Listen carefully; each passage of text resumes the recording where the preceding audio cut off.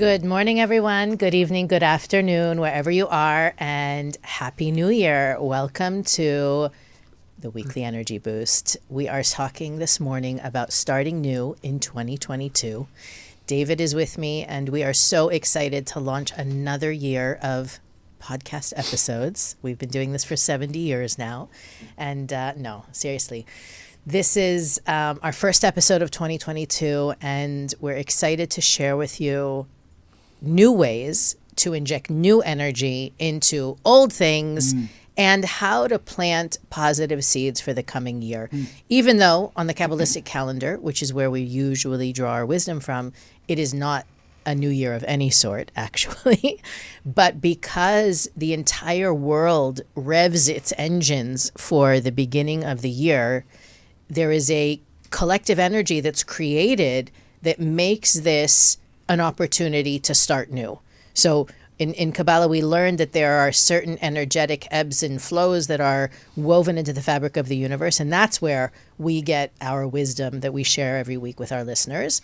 And then there are also humanity-caused energy flows. And this January 1st is a great example of that. Everybody is making new commitments, making plans, starting new. I think one of the most powerful things we do at the end of the calendar year, the beginning of the new one, is we cut ties with what happened last year.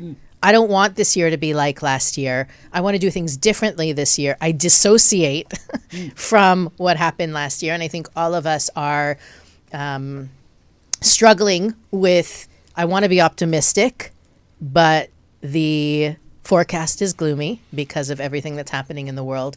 So we really want to talk this morning about how to inject the best possible consciousness to plant the most powerful seeds and to rejuvenate those parts of our lives that maybe we're not starting new, right? We have family relationships. We may be in a partnership, a business that there's nothing new going on, but we want to rejuvenate and reinvigorate those parts of our lives as well. So to do that, of course, every week on the Weekly Energy Boost, we strive to give our listeners the most powerful and practical tools to navigate the coming 7 days. This week is no different. This year is no different. And so on that note, I'm going to turn the mic over to David. Yeah, what do you want to focus on? I know we have a list of questions, topics that are on people's mind for the new year. I think one thing that comes to mind is nothing new can start unless you let go of whatever baggage you're holding on to. Right. This is the episode, the time in the episode where we talk about letting go. It's Right. Every episode we talk about it in a different way. So here's our moment of letting go. We need to constantly be reminded because the way that the human body is designed is to hold on. We're afraid. We're afraid to not own something. We're afraid not to enjoy something. We're afraid to feel lack. Everyone's afraid to feel lack. Nobody wants to feel the void. We have an allergy to it. So we all go into survival mode and then we hold on. And the holding on doesn't matter how well you plan for the new year. It doesn't matter how many commitments you make. And it doesn't even matter if you've got it all figured out. If there's no space for all these new blessings to come in, the blessings will not come in. So it's so important that there's a vacancy in your spiritual motel here, and you gotta let go. You gotta let go of what you hold on to. So let's just first start there. What are you holding on to with your relationships? What are you holding on to with your perception of yourself? Negative beliefs. All right, everyone's got negative beliefs. It's an unbelievable. I think if all we focused on is identifying negative beliefs and removing them, this would open up a whole new world of energies that could come into your life. It's not that the energy doesn't want to come. It's not that the new year of blessings doesn't want to come into your life. It's that it can't because we have beliefs around it coming or not. So I think that's a good place to start. And no? Yeah, absolutely. Right? Yeah. So I'm trying to think of a couple examples of negative beliefs. You know what? I want you to think of two of the most prominent negative beliefs that you hear, and I'll tell you a couple. Okay? I am not worthy. Okay, be specific. I'm not worthy of. Is this usually conscious or unconscious? Usually unconscious. If we're honest, it connects on a spiritual DNA level to the birth of humanity, and the origins of our existence have to do with worth and value and shame and earning, and we talk about that from time to time. Yeah. But most of us have a latent belief, which I would say is it's subconscious, that I don't deserve happiness, success, money, love. We might not be blocking ourselves from all of those things, but we may have a particular worthiness issue in that department. Very nice. Very nice. I've seen a couple of these. I remember talking to somebody in a business, and I asked that, and they were talking about two types of managers. So I think a lot of negative beliefs come between levels of managers, directors, as you scale up in a company. Would you say that as the mom, I am the manager of my house? Would you say? Would this apply to people who don't manage? I'll tell you this, you're the CEO. I'm the CEO, Yeah. okay. And co-founder, chairman, and CEO, yeah. And director of the board. Yeah, you are all those things. You are all those things. So a lot of times people want to know the number one reason for a lack of a promotion is a negative belief. Okay, so what makes the difference between the CEO of the company and the guy who's screwing the screw into the furniture? It's only one thing. It's not one is more talented. One is, everyone's got 2 hands, 2 feet. We all have the same general ability to do something, but it's the person who owns the company has less negative beliefs around about growth than the person that works for that person, right? So it all comes down to beliefs. So 2 managers, and one is growing, one is not. Why? So talking to the one who's not growing, first thing that person will say is, well, everybody depends on me. Talking to the one that's growing, that person says, I want to make sure nobody depends on me.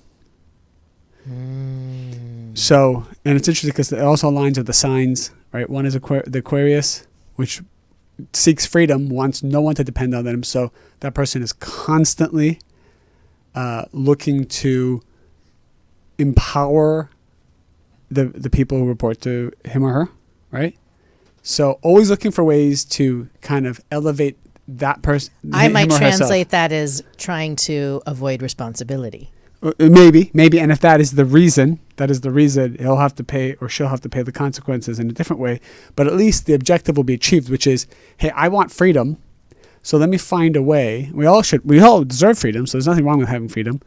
Obviously, if you're escaping something, you got to deal with it. But let's say part of your nature is freedom is a good thing.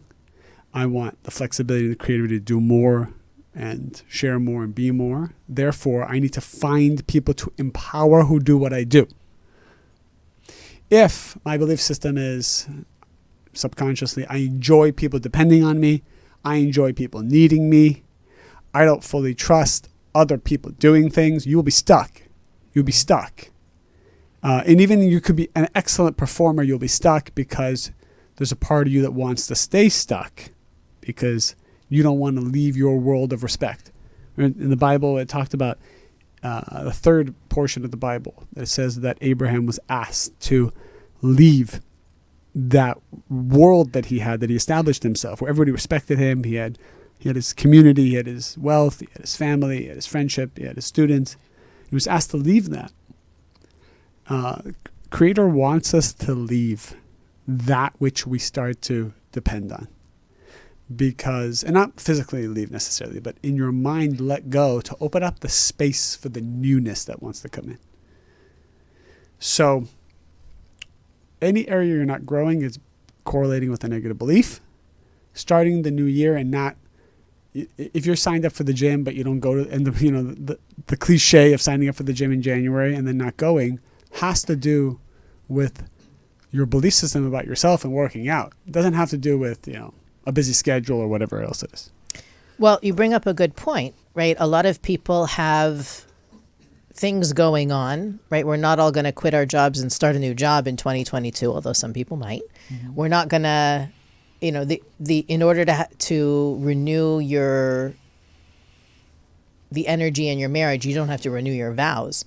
What are some ways that people, we already talked about letting things go to make room for something new, but how do we create new energy in things that are old, pre-existing, long-term projects like marriage and career? Right. That's a great question. And I often ask people, what did you first do in the beginning? Because in the beginning, we get the support from the universe. We get this like energy and that gives us inspiration to make things exciting, to add value. Imagine when you were dating or when you were courting your spouse, you had this divine inspiration of do this, bring that, say this, feel that, let go of this. Like you didn't argue necessarily. Like I can't imagine couples fighting like on the third date, like they're arguing over, and that it doesn't always happen, right? If somebody even says something you don't like, you kind of just like gloss over it because you want to enjoy the date. So what was your mentality when it was good? If a person's suffering in their career, I would be like, well, what was the most successful year you ever had? Oh, it was in 2007. It was like the best year and everything was working. I'm like, well, what did you do in 2007?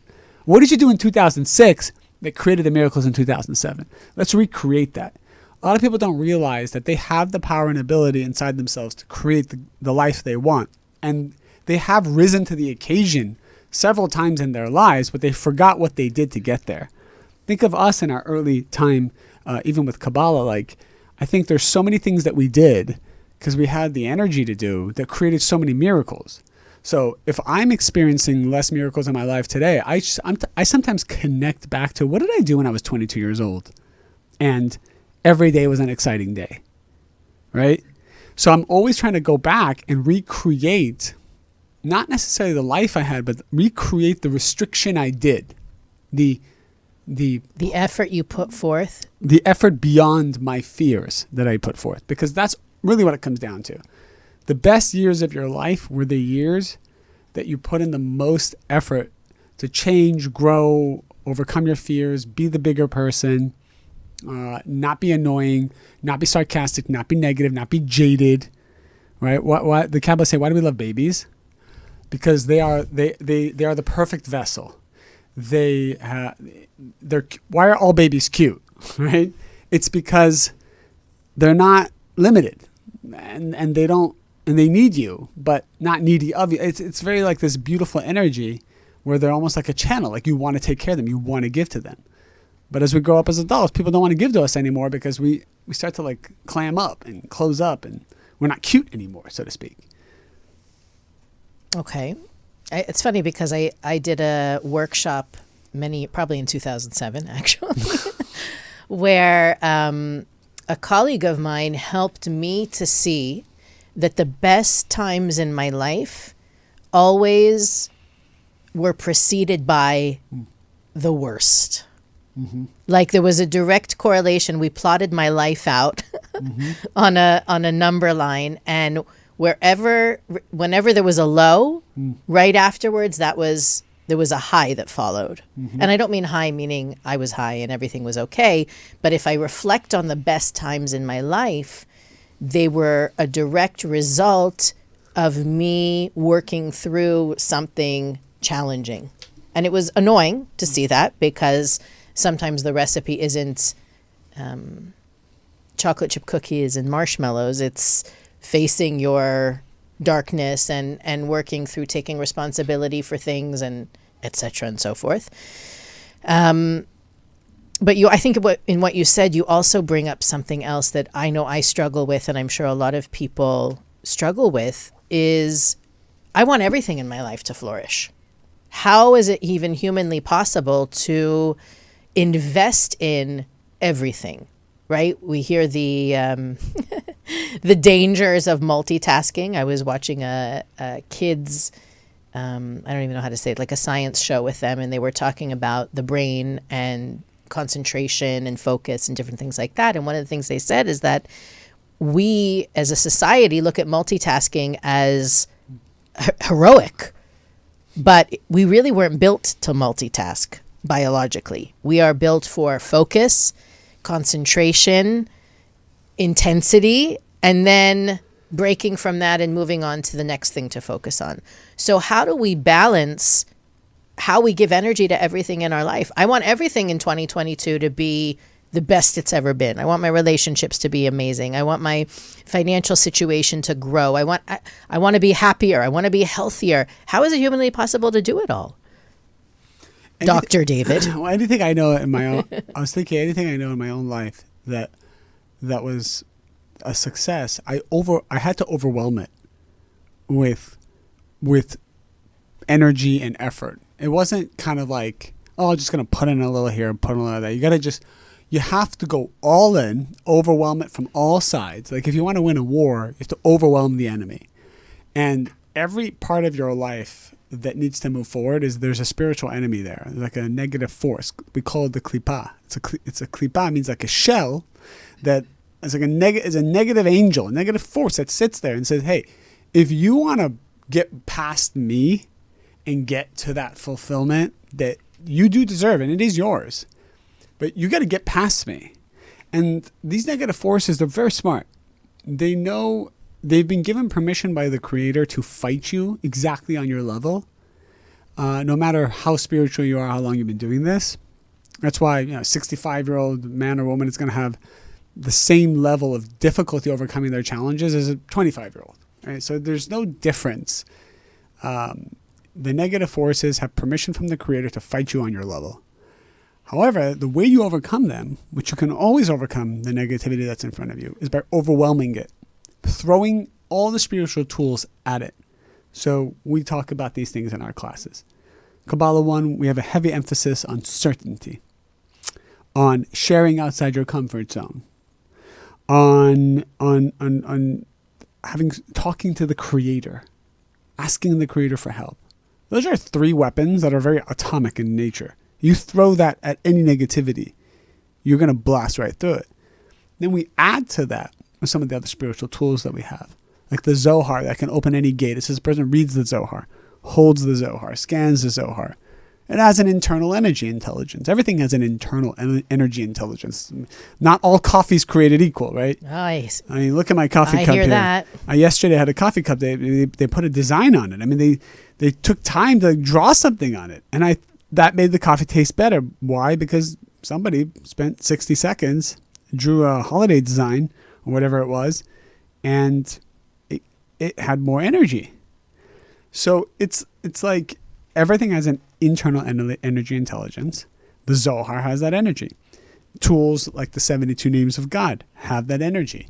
A Kabbalistic tool that's thousands of years old can unlock gates and elevate consciousness called the Anub has that energy. So if I need to overcome something, I'm going to overwhelm it with everything. And then you're guaranteed success. Rav Ashlag, the founder of the Kabbalah Centre, says the reason why people don't overcome something comes down to one idea. If you're trying to break imagine there's this door in front of you, you're trying to break it down to get to the other side. Are you just tapping it gently 1,000,000 times? Or are you taking a sledgehammer and with one ferocious thrust, slamming it into the door? That's the only way you break the door. But a lot of people, they just kind of tap their negativity, tap here. Oh, I got a meeting. I'll come back later. Do another little tap. Oh, 6 days go by. Forgot to be spiritual. Oh, here's a tap, tap, tap, tap, tap. Someone's like, I'm having trouble with my marriage. I said, all right, do you want to fix it? And he's like, yeah. I said, okay, so you need to line up these 100 things to do and do them immediately. Oh, I was busy. My schedule is odd. Let me get back to this later. I said, okay, so you're a tapper. You just like to tap here and there and hope that, that's all going to work out. It's not going to work out. People who start businesses. All right, what's the percentage of businesses that fail in the first year? It's something like 99%. Why? They start, make a little hat with a logo on it, pens, a website, and then they tap, tap, tap, tap. And then it sits there because they get busy with something else. You got to overwhelm something to make it successful. All in, all the time. I might argue with that. Well, not argue with that. Give you a different angle. Please. Right? My angle That's why you're here. My angle would be, first of all, to recognize that all of the different components in my life are not separate and distinct projects. That all of them have that unifying quality, which is me. And all of them, as David said, have that internal energy. Not only objects have internal energy, relationships have internal energy, conversations have internal energy. Literally everything has an energy intelligence. And so one thing I learned early on in my Kabbalah journey is that if I notice I have a specific limiting belief about something, or if I have a behavior, a habit, something that I need to, I can transform. Let's say, for example, I realize, wow, I am so impatient with my kids, which I bring up quite often. And I'm probably better than most, but it's still an area that I want to work at. I don't want to say I'm probably better than most. I've been working at it and I'm still working at it. One thing I've noticed over the years, and this is not only in my life, this is in the lives of a lot of people that I work with, I realized that it can't just be I'm only impatient with my kids. I'm going to do a overhaul on my patience in life in general.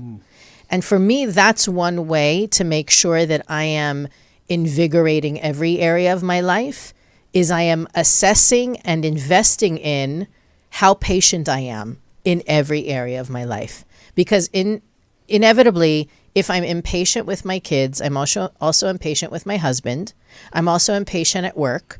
I'm also impatient with myself and my progress in my spiritual work and why aren't I growing or tackling and whatever reactive behavior I may have when I get impatient, I probably get that reactive with my spouse and at work and et cetera and so forth. So sometimes it's enough to pick a certain quality. I think it actually, we had Eitan Yardeni on the Weekly Energy Boost quite a while ago, but I still remember him saying, I think it was in June of 2021, and he also shared the idea that when something is an issue in one area of our life, it's probably an issue in all the areas of our life.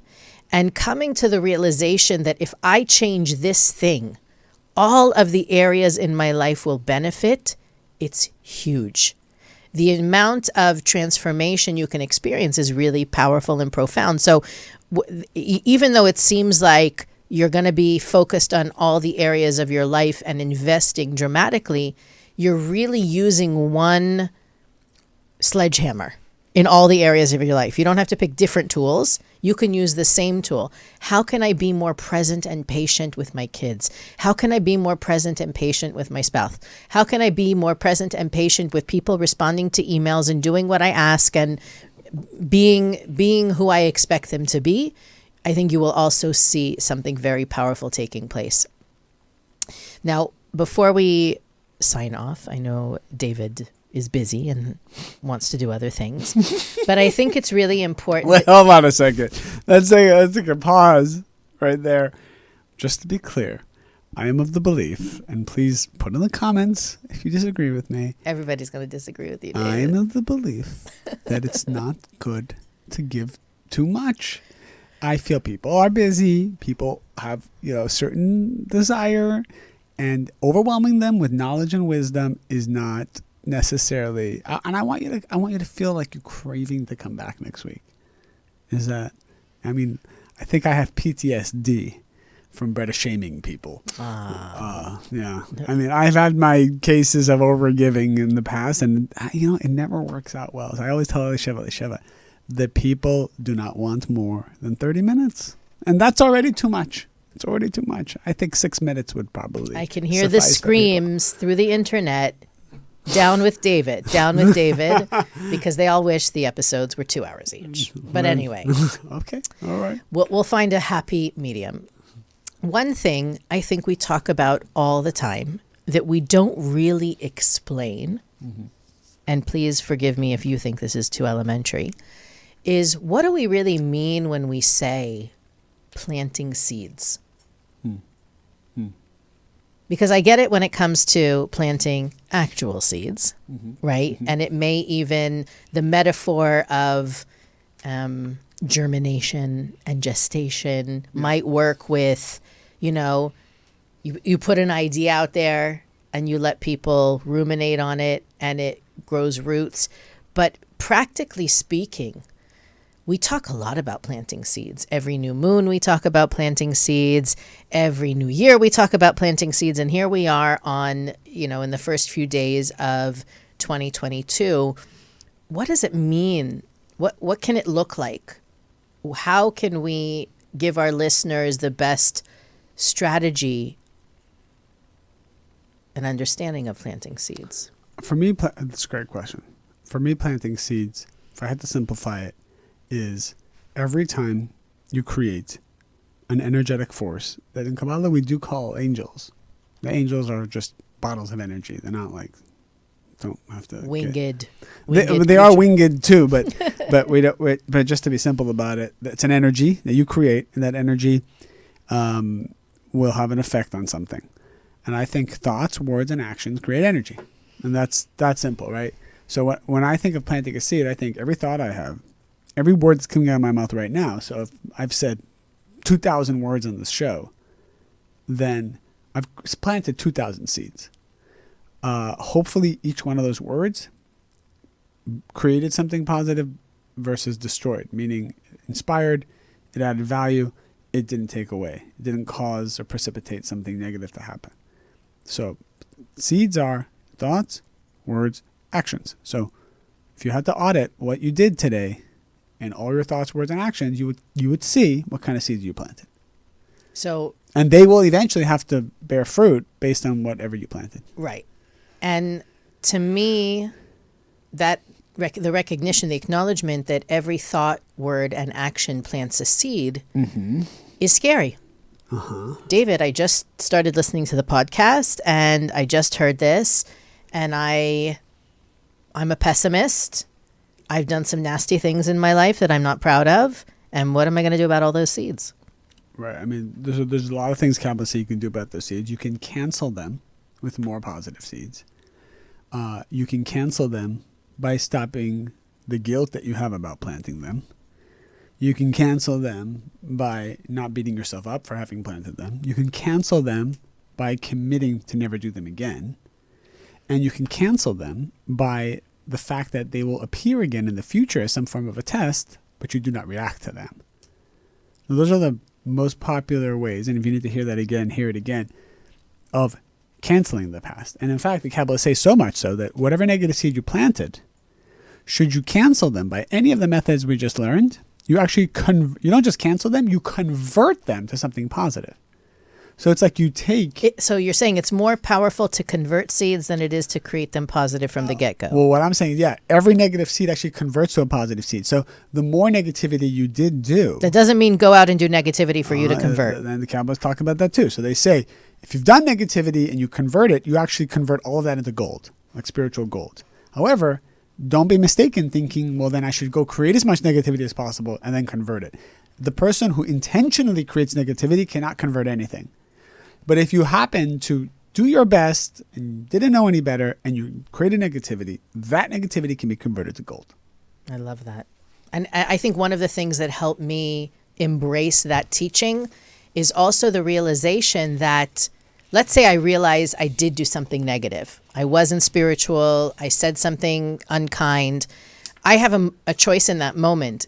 If I'm going to get upset about it, I'm actually planting another negative seed.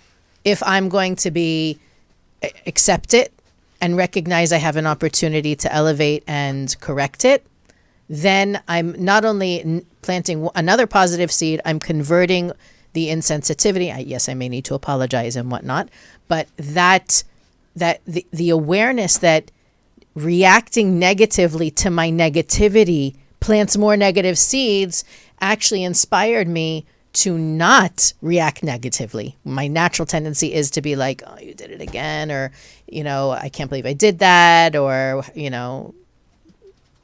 how is this ever going to get better? Instead, to respond in a compassionate and loving way to my misstep and focus on what I can do to transform it to that spiritual gold that David was talking about. I would be remiss if I didn't mention that if you're listening on Monday, January 3rd, it's also the new moon of Aquarius. And if you've been listening to the last few weeks of episodes, you know that this has been heavy. It's been the month of Capricorn. It was a heavy one. So it's exciting that we get to launch into this new energy. The Aquarian energy is light. There's a lot of movement. It's really the opposite to the antithesis of the Aquarius energy. And as we spoke about planting seeds on the new moon, if you are listening on Monday, you have the opportunity in these 24 hours to set the precedent for the coming month. Our behavior, our thoughts, words, and actions are that much more impactful. Even if you missed it, you may be listening on Thursday and you're like, oh, Monday was such a terrible day. Go back and listen to what David just said, because you can convert those seeds. That's the exciting thing. And the other really powerful, I think, message that we want to leave everybody with, not only for this week, not only for the month of Aquarius, but also for the coming year, for 2022, is that the ability, and maybe that's also what David was talking about with converting those negative seeds, is that the quicker that we can pivot when we're in a negative space, when we're in a heavy space, when we're in an attached space, the quicker the light turns back on. And as we quickly shift from the heavy energy of the month of Capricorn into the month of Aquarius, where things will be lighter, be easier. Obviously, every month comes with its opportunities to grow. In the month of Aquarius, we're focusing on enriching our interpersonal relationships, being more down to earth, committing, literally the opposite of what we told you last month. David spoke about letting go, being more in the flow. That's going to be easier this month. So instead, we want to make sure that we are persevering, we are committed, dedicated, loyal, investing in our relationships and not, letting them dissolve on their own or whatnot. And really use these coming, whether it's with your New Year's resolutions or planting seeds for the month of Aquarius, whatever new outlook you're taking on in this week, do it with optimism, ease, compassion, curiosity, and the knowledge that the more you act like the light, the more you attract light into the process. As always, we want to thank you for sharing, rating, reviewing, continuing to help us get out there and reach more people. If you don't already, you're more than welcome to follow us on Instagram, Facebook, YouTube at Weekly Energy Boost. We also have a website, weeklyenergyboost.com, where you can find out more about us, what we do, the opportunities for you guys to learn. And we'll see you next week on the Weekly Energy Boost.